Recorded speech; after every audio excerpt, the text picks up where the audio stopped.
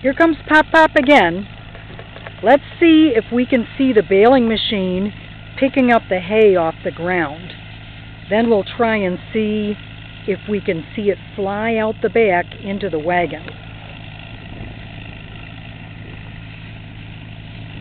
Look right in the front of the baling machine, behind the tractor. That's where it's picking the hay up off the ground. And it uses like big forks to do that.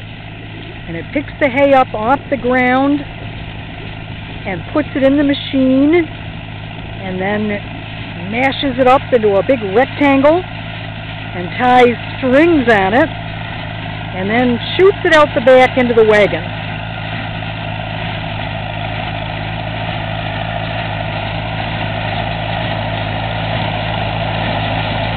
See it picking up? There it goes, up into the wagon. There's where it's tying the strings, right in the middle. Here comes another one.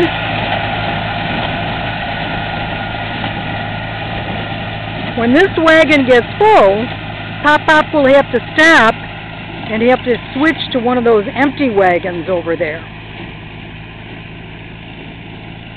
so that he can fill it up again.